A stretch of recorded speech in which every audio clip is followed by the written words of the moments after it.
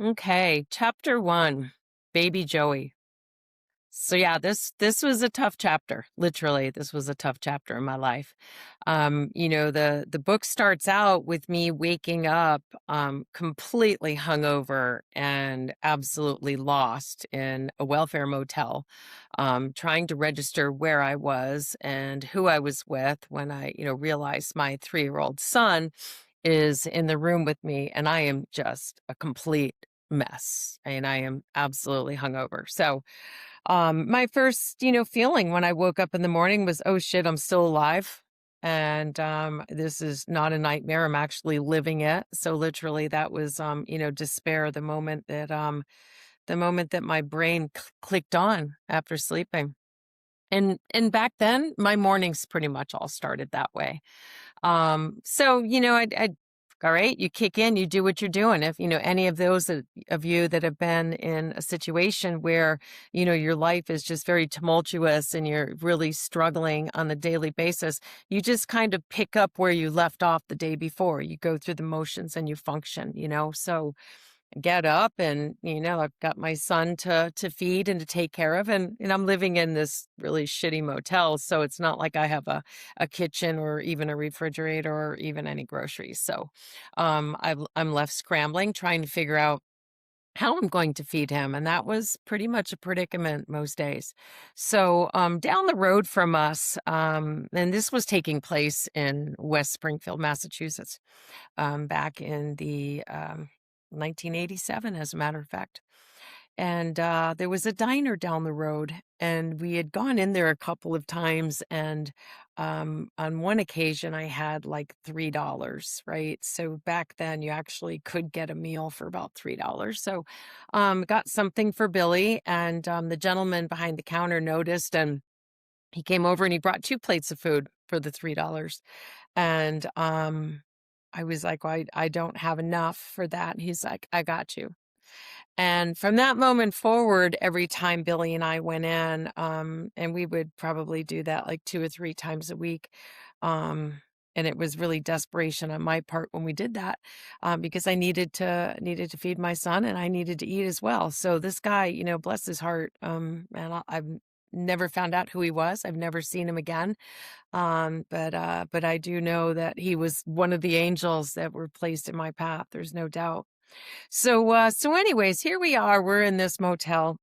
And backtrack a little bit.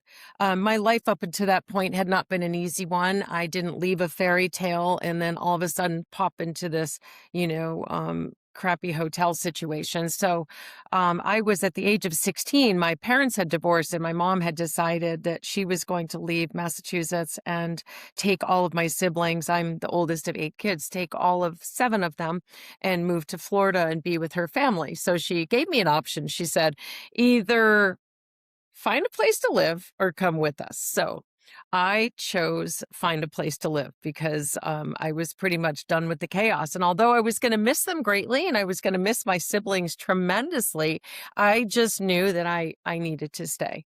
So I met a guy that really met all my needs. He was 10 years older than me.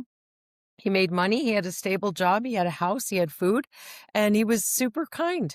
So now I realize the pattern, right? I was looking for the father figure is really the role that he filled for me.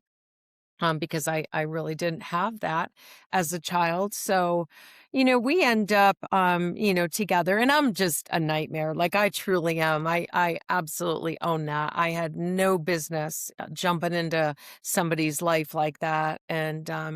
And having really no good intentions, because at the time my toolbox was virtually empty.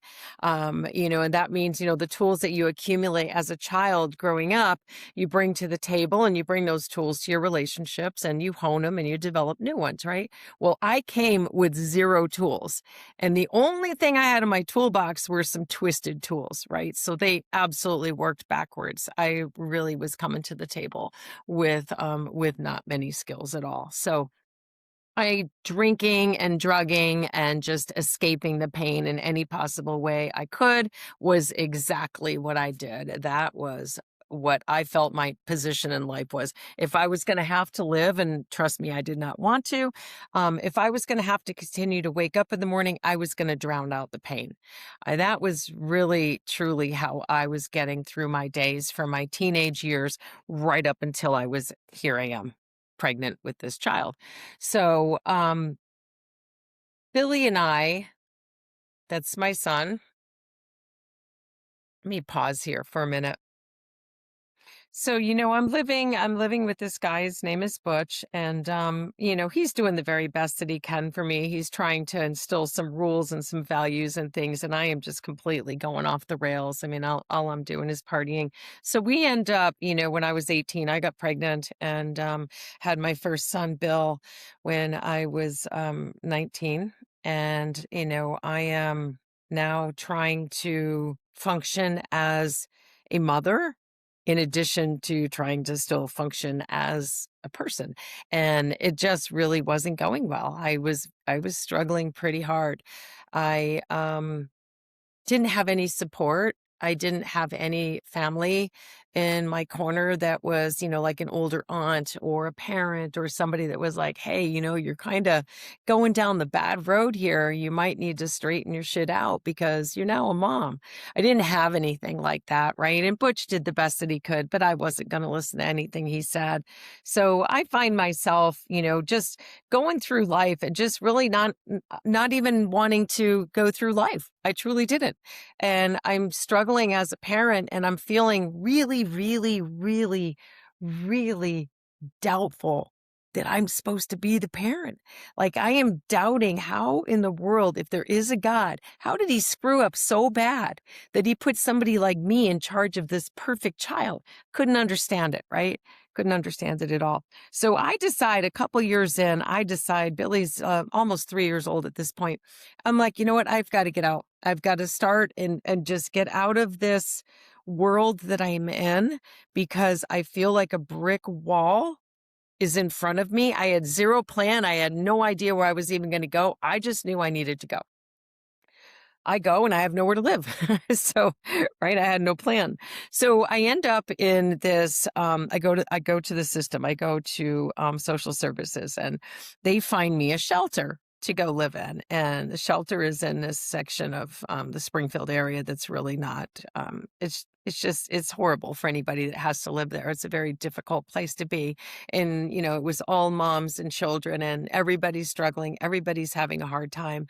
There really wasn't any resources for us. I mean, there was food and there was a bathroom and a shower and a bathtub to bathe your children. But there wasn't any mental health.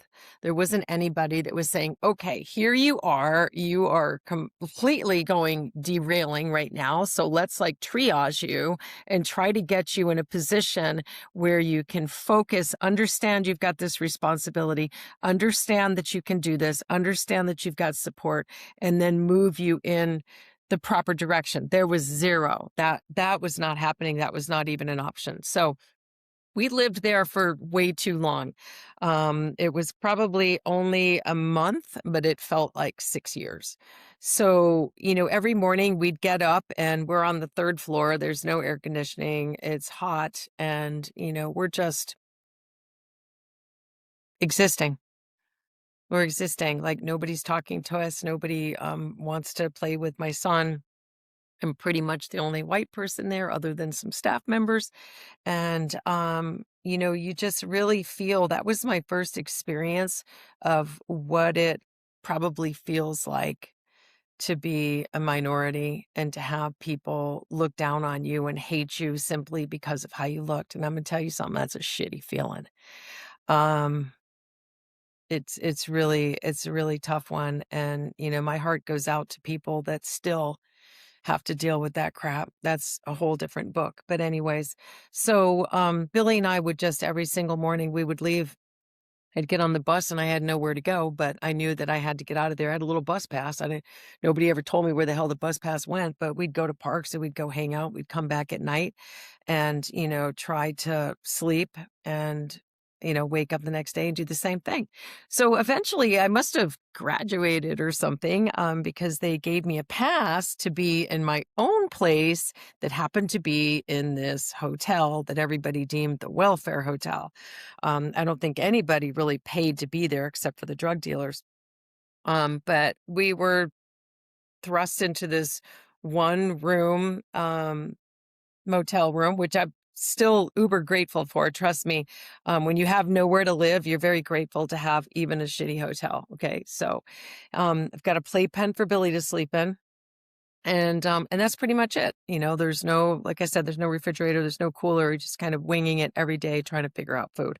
So we're living this lifestyle. Out there's a pool there. It's great to have a pool, but all around the pool are hookers and dealers and people that are just getting hammered. It was really just party central. So, trying to, function as somebody that wanted to partake in all of that, plus watch my child and protect him was a little bit difficult.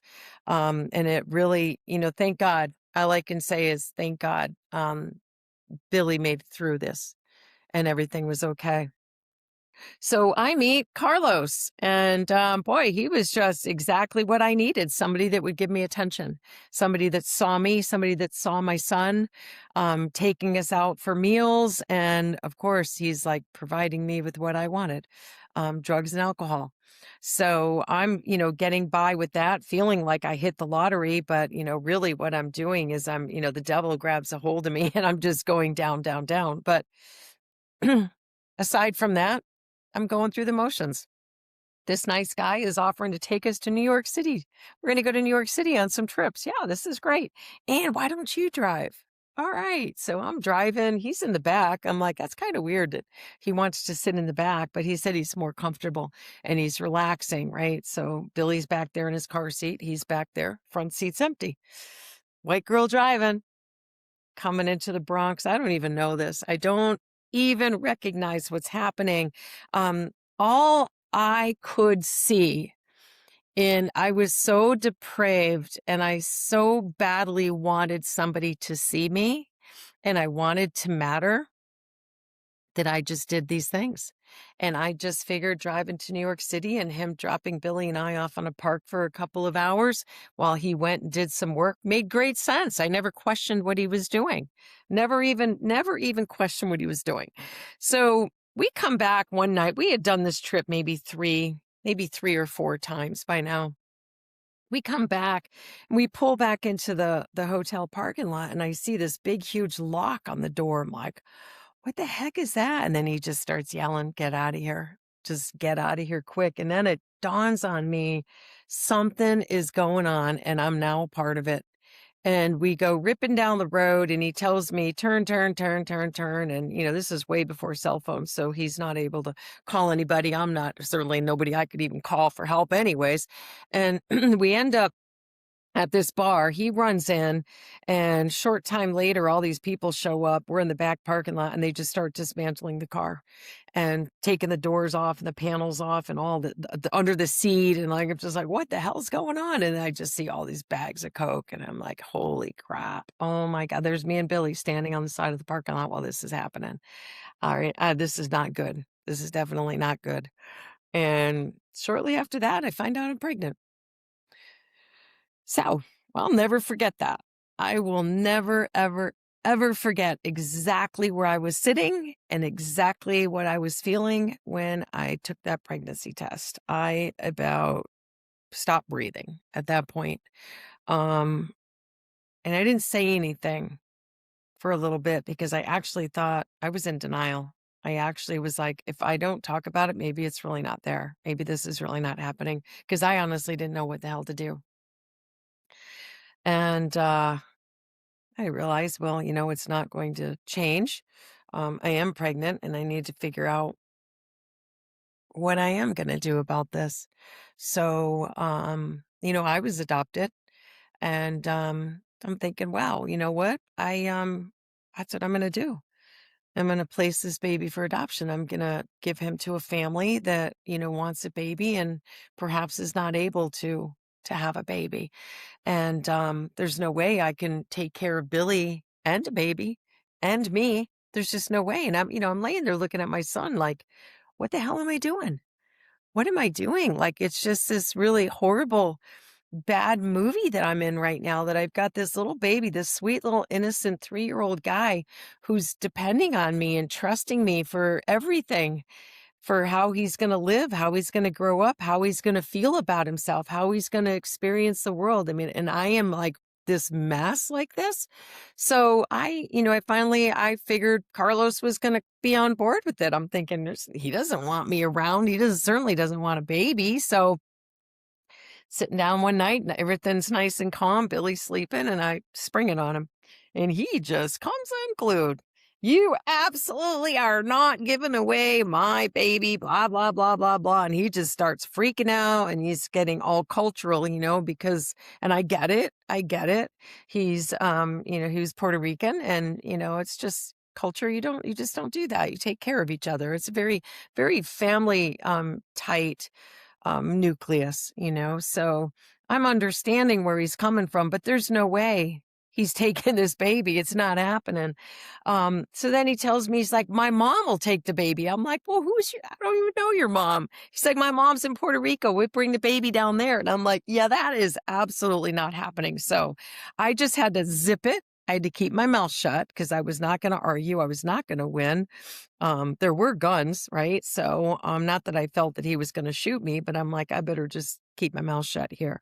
So I gave it some time and then I decided I was going to do it anyways. And he would take off on his jaunts. He'd be gone for days on end. So during one of his jaunts that he was gone, I started going through the yellow pages. And it's so funny to say that now because, there was zero Google or internet. So we pick up the big old freaking yellow book and adoption.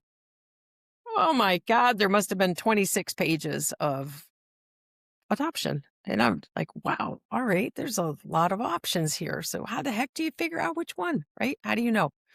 So I start calling. And I cannot tell you how many of them started telling me how much money they would pay me. And I'm just sitting there thinking like, I I don't have a puppy. This is not a dog. That's what I'm associating it with. Why? You don't pay for people.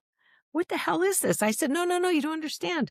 I need to make sure my medical is covered. That's what I need. And I need a place for my son and I, who's 3, to live. I need to be able to live somewhere until I have this baby, and I need to make sure medical is paid. That's it. Wasn't as simple as it sounds, right? So I finally find a place that's about 45 minutes away from me. And it was funny. She says to me, she goes, are you looking to be relocated? And I'm like, relocated? Like, well, I need a place to live and a place for my son to live.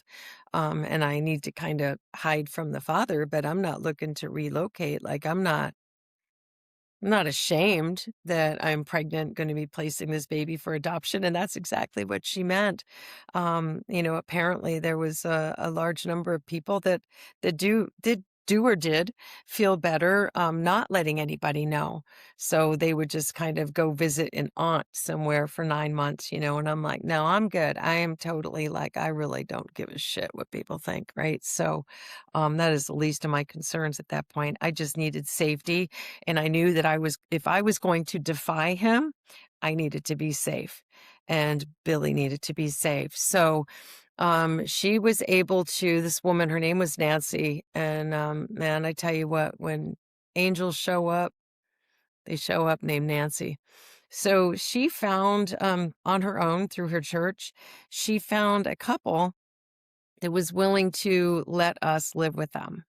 So Mark and Holly, 2 other angels, they actually heard my story. She shared with them that she knew of a mother who was in a bad way, had nowhere to live, and had a 3-year-old and was going to be placing a baby for adoption and needed a place to live until that happened. And they had 2 toddler girls. They had 2 little girls, and they still were like, something about the story grabbed them, and they said, you know what, we'll do it.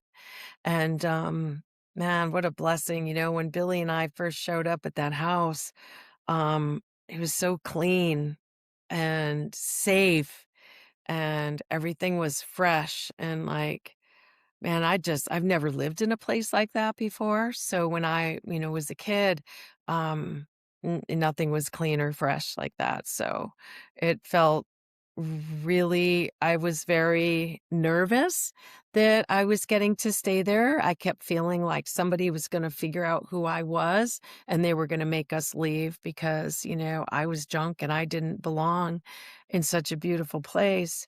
Um, so Billy and I move in and I decide that now I'm sure he's looking for me, so I better reach out and call and let him know. So I called the only phone number I had for him was to a brother, and I called that number and it was crazy. He actually was there, and I just said, "Listen, I'm gonna move to Florida.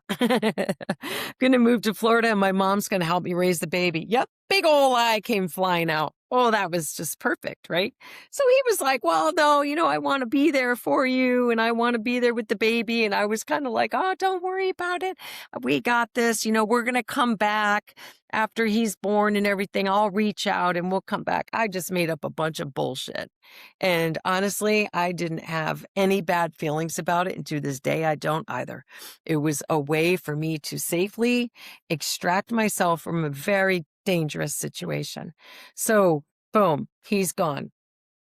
Billy and I go on and we're living with Mark and Holly and I'm trying to acclimate to these like perfect people because everything they do is like very intentional and they don't swear, they don't drink, they don't smoke, they go to church and that was a lot. That was a lot for me. But you know what? They never did. They never pushed God on me. And I'm so grateful for that because I tell you what, I would have been really upset had they done it.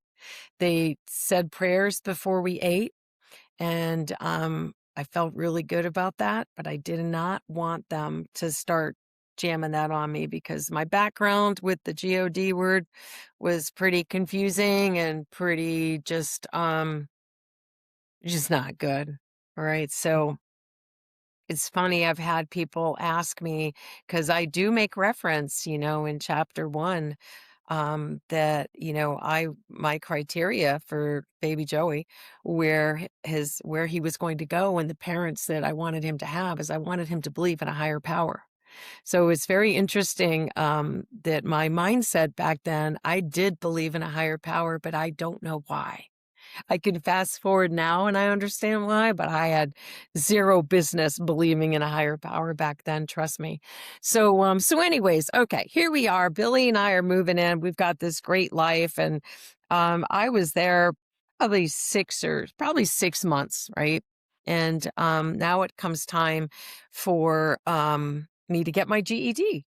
And I'm thinking, why would I ever do that? I got kicked out of high school, right? Nobody wants me to learn. I'm like, that was like stupid.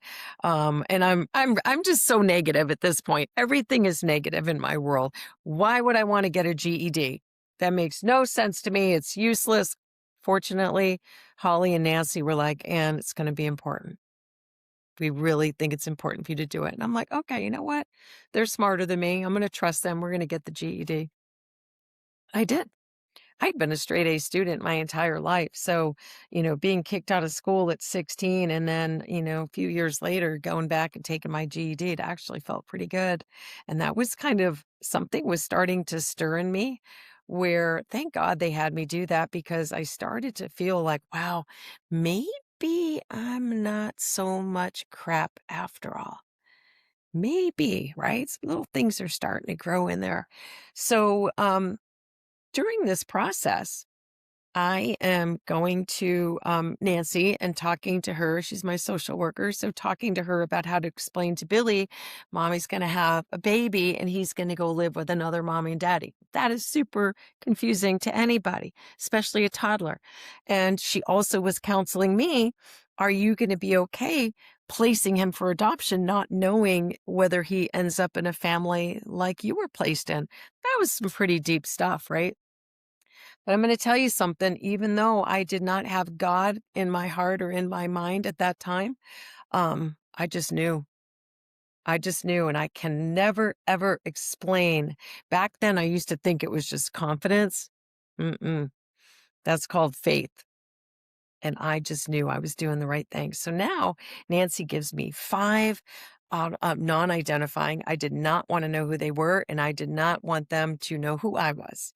So that was very important to me, that they not look over their shoulders and wonder if I'm following them or looking for them. And I also did not want me to, know what they looked like, because I also didn't want that in my mind. I was just going to trust the process. So I've got these 5 autobiographies to read, these families. Several of them, they didn't have any children. And all of a sudden, I'm reading one, and this couple had adopted a brother and sister. They were biological siblings. And I believe they were around 7-ish, 8-ish, 9-ish years old or so at the time. And man, it was something about them.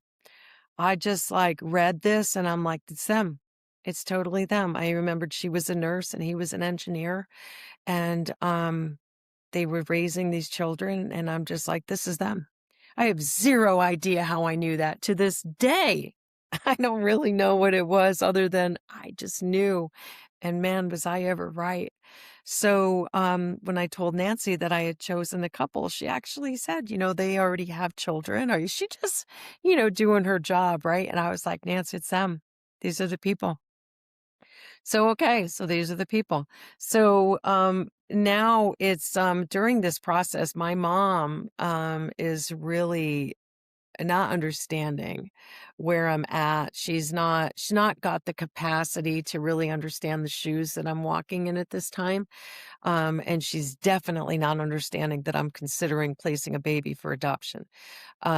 She really, it's a very strange thing, and I'll never be able to really understand it. I never walked in her shoes, but there was a weird thing about children for her, and was just not supportive at all of me making this choice. So that was okay. I was moving forward on my own.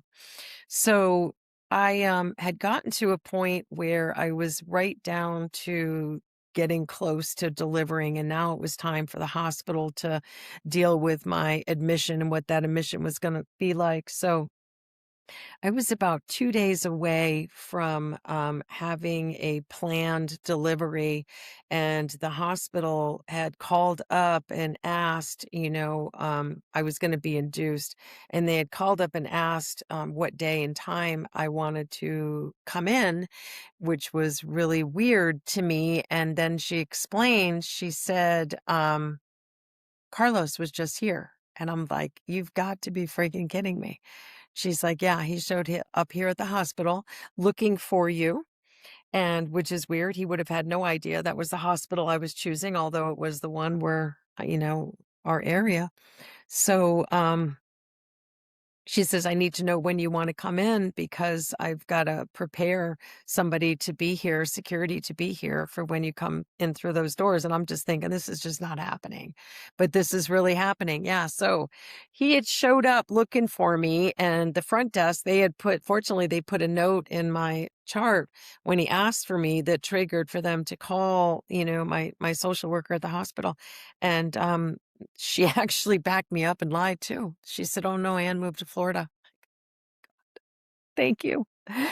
So, all right, I show up 2 days later. Here I am checking into the hospital, and security guard, brings me in, and I'm feeling fine. I'm not in labor. Billy's with his dad, and Holly dropped me off at the front doors and said, I'll see you in a couple of days, right? I made it very clear to the hospital admins that I was going to stay until the relinquishment, which was 72 hours. So, and that was the law in Massachusetts, is that when you placed a baby for adoption, you had 72 hours before you could sign the papers. So I was extremely firm on that. I will not leave until he can be placed into the arms of his mother. I will not leave him in a bassinet with 46 nurses touching him and him not bonding with anybody. I will be nursing. And I'm going to tell you something. The hospital staff was not ready for somebody like me. They definitely weren't. Whether it had ever happened before where a birth mom had nursed and had been so serious about staying there for 3 days or not, I'll never know. But they just didn't know what to do with me. So they question me, "Why would you want to? Are you sure you wanna see him?" And I'm gonna tell you something, man, if you happen to be in the nursing industry and you happen to be able to be in the presence of a birth mom, I want you to know that treat everybody, just treat everybody. Don't ever judge what somebody may or may not wanna do. I'm gonna be really clear on that. So anyways, they kind of put me through some shit because I had to be emphatic. And I remember sitting there going, well, I know I'm just a piece of crap, but you know what? This is my piece of crap. And that was that was really, really tough because I felt that big through this whole process, right? And because they don't make you feel, there wasn't anybody there going, hey, you know what? You're amazing. You're doing this thing. That wasn't happening. So I go in now in the delivery and I'm in some pretty good pain. Labor was long, 18 hours, and I'm alone. I had nurses doing their job, but I mean, they were doing a great job. They were all I had, holding my hand, helping me through it. And I deliver him and, they hand him to me and I'm just like, oh my God. It's this perfect baby. Like everything about him was absolutely perfect. Massive head of hair, like so much hair. And I just remember sitting there just like blown away, really blown away, and just really feeling so alone, just so incredibly alone. Like it was like once again another part of a movie that you're watching, but somehow you're actually in it. It's really very hard to articulate. So the next day, Butch brought Billy to come meet his brother. And so now here's this little 3-year-old guy comes walking in the room, right? Comes up on the bed with me and he's sitting there with me and I've got, baby Joey with me. And Billy's just looking at him and just touching him and I let him hold him.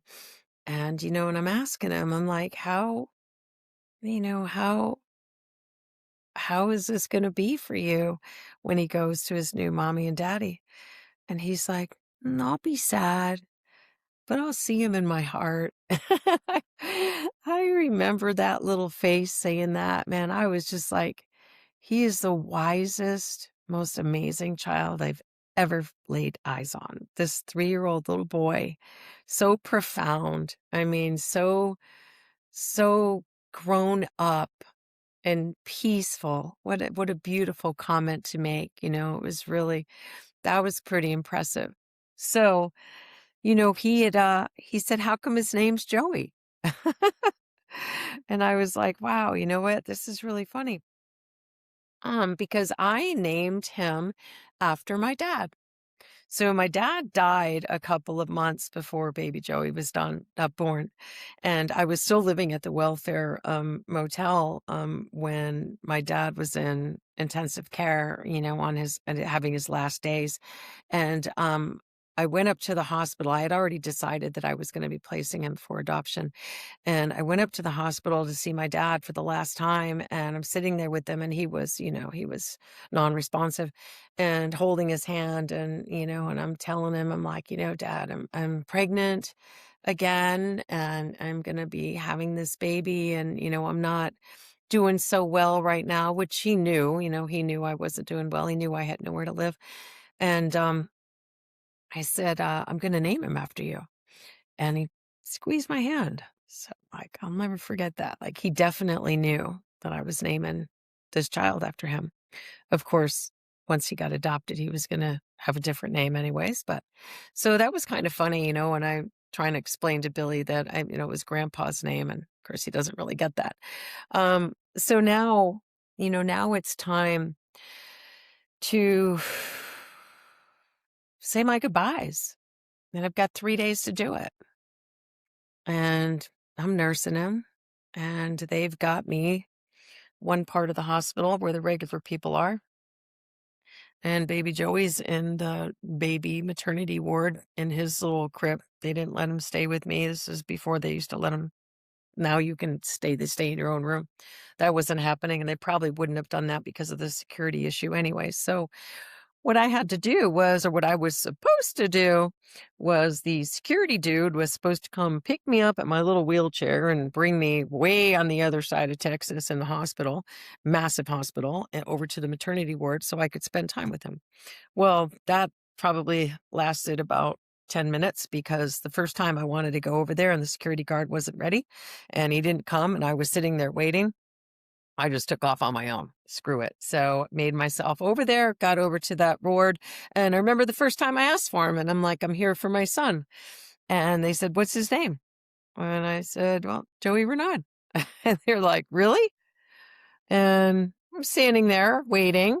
And the nurse comes over and she says, you're his mother. And they actually had the audacity to kind of grill me about why I wanted to see my son that I just gave birth to. So once again, right, hospital staff was not prepared for somebody like me.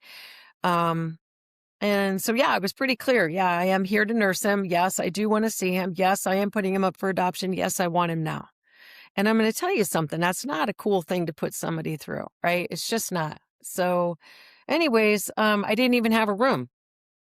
There was no room. They weren't going to let me go in the baby nursery there with all the other babies. So we had the waiting room. So we're in the waiting room and I'm doing my mom thing for 3 days. I'm nursing him. I'm changing him. I'm taking care of him. And meanwhile, other mothers are coming into the waiting room. Family members that are there to see mothers are coming into the waiting room. And they're all kind of like, what the hell is she doing in here? How come she doesn't have a room? So, it just is so many different ways that you feel like an outcast, right? And you're just like, part of you is like, once again, an episode of a really bad movie, but you're in it. And I'm doing the things. This is not going to drive me away. I am not going to stop bonding with this child. He is definitely going to have one human being in his life who's going to love all over him until he gets to his mom. So 3 days later, now it's time. And the nurses came in, and this was such a beautiful thing. And they said, Anne, we have some outfits if you would like to choose any. And I'm like, what do you mean you have outfits? Well, women here crochet and they make beautiful little sweaters and hats for babies. And if you would like to pick out a couple of outfits for your baby, you can do that. I mean, that was such a beautiful thing to do because I had no money. I had no way to buy him any clothes. Hmm.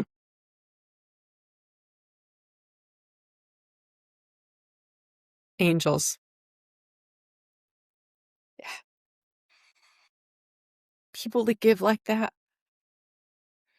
I'm going to tell you something. Don't ever underestimate the power that you have to make somebody feel like they matter. Yeah. All it took was a sweater and a hat. And I felt like a mom that was giving him the very best I could. Yeah. That was a big moment. I still have pictures of him in that little outfit. That was pretty special. So the cool thing is that he got to go home to his new family wearing his swanky new outfit. So, I just sat there talking to him. And, I'd be lying if I said there wasn't periods of time during those 3 days that I didn't have fantasies of like taking him home, changing my mind, going to the playground with him and Billy and watching them play together and having him in a stroller. And I mean, it was just that maternal part of you kicks in, and I really, really had some beautiful thoughts, but I knew there was no way. There was no way. Because I had my Billy that really needed me. And up until that point, I hadn't been a mom. I really hadn't. And he really thought that I was somebody pretty cool. That was one thing that I gained of course, I was sober, during my pregnancy here with baby Joey. So I had some clarity and I had some moments of watching Billy sleep and looking at how beautifully perfect he was and knowing that this little guy needs me so badly. And like, I need to straighten my ass out. Right. So I knew he needs to go to his new mom and dad. And I was good with that. I really was. I really was very, very strong, stronger than I ever thought I could be, and stronger than I really had a reason to be, considering where my life was up until that point. So here comes the day. And, he's all dressed up in his little outfit, got his like nice little blanket and everything. And I, had the paperwork and, they explained it all to me and I signed everything. And Nancy took him out of the room and she was going to take him in her car and he was going to be brought to, to his mom and dad. And, so I get dressed and Holly met me down front. I come walking out with my little plastic patient hospital bag, looking like a hot mess. Get in the car and on my way back to their house. So now Billy and I think I had maybe 4 days or so before I had to. No, it was time for me to move. I wasn't going to be able to stay with Mark and Holly. That was already predetermined. I was there for the pregnancy, get me a couple of days of respite, feeling better and capable, and then out the door I went again. So we now went back into a different welfare motel, but I'm going to tell you, this one was like hitting the lottery. This was like the Waldorf Astoria. It was a really, really nice one. And it was right next to a police station, which is kind of ironic. And we had a little hot plate.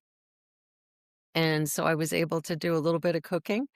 And Billy and I would walk around the park and, there's a park next door. And I mean, to me, a park was just green and a tree. That was a park. Didn't necessarily have swing sets or anything, but it wasn't a parking lot. So anyways, now I moved back closer to where I had been living, throughout, with Butch in my high school years. And I had a really, really, really good friend of mine from high school. His name was Joe Paul. And man, this guy had no reason to believe in me. Honestly, really so incredibly grateful for such a beautiful angel that he was in my life then, because I really was an ass. When I say I was an ass, I was an ass. Okay. I was an ass in high school and I was just an ass. But somehow he believed in me. And when I called and asked him if I could sleep on his couch because I didn't have anywhere to go and I needed to get a job and I needed to make some money and I needed to get an apartment for me and Billy, he didn't question. He said, yeah, you could sleep on my couch. So I arranged for Billy to go live with Butch while I was in the process of saving money to get an apartment. Slept on Joe's couch, got a job that started really early in the morning in a cafeteria, and I would thumb my way to that job. I would get done and I got a second job and I would thumb to that job. And I just made my way picking up rides from various different people. People would give me a ride to that job, give me a ride to that job, blah, blah, blah, blah, all over the place. And I finally, very short period of time, found a guy who was running a used car lot. And just another angel, right? He agreed to sell me a shitbox car for $50 a week. $50 cash every Friday, Ann. You had to pay up. It was under the table. Okay. Oh, the car was probably stolen. I'll never even know. So every Friday, like clockwork, he had somebody come to my job, collect the $50. But I had a car. So it really did not take me long. I mean, probably within a couple of months, if even, Joe had a bedroom open up. He had a house that had several bedrooms and a bedroom became empty, which was more money, but it was a private bedroom for me. Agreed to rent me that room. So now I've got my own room. And this is a big deal for me, having my own room and, having roommates that, that trusted me and were willing to give me a shot was a really big deal. So I lived there with him and a couple of other guys actually for, I don't know, maybe a year or so. If even, it might not have even taken me that long, but of course I had to save first, last, and security in order to get an apartment. And it had to have been less than a year. Billy and I moved into our very first apartment. And I mean, I didn't have anything. I had, a sliding glass door with no curtains and no blinds or shades or anything. And somebody gave me a sheet and some clothespins, and I put that up as a curtain. I didn't have any dishes. I didn't have a bed. I didn't have a TV. I didn't have a couch. I didn't have anything. Billy and I had clothes. And random people would give me an old couch. Somebody gave me a TV that weighed like 150 pounds. And then where I worked at a banquet facility, and my boss there gave me 2 plates, 2 forks, 2 cups, 2 glasses, 2 bowls. It was like so sweet to give me all of these things. And that's how Billy and I started. And that was, the first chapter of this book. It's a really tough one. And I've had a lot of people say to me that they had a really hard time, getting through that chapter. And, I just want to say, like, I am so incredibly grateful for every chapter I've ever had in my life. And although, baby Joey was a really tough one, it was a really magical one as well. So I thank you for listening to me talk about this chapter. And I welcome your comments and your questions. And, it is difficult. And I understand it's difficult for people to understand how these things can happen and how did you let it get to that degree. And those are all very valid questions. And I just want you to understand that I am here to answer all questions. So please send them to me and I'll make sure to address them because I think it's important. In our world, we run across people that are experiencing some really tough things, and we may not know how to talk to them or how to address them or how to understand them. They may be acting in a way. I mean, I acted in some really bad ways. I was pretty poor emotionally. And I really I didn't have any grace in how I treated people. So, there's times in my life where I look back and I'm like, wow, if I had run across somebody like me, I would have judged them for sure. For sure. It makes great sense. So, I really am excited to share this with you because I think that moving forward, it's going to help a lot of you in how you see others, how you may deal with others, and how you may understand others. So thank you so much for listening.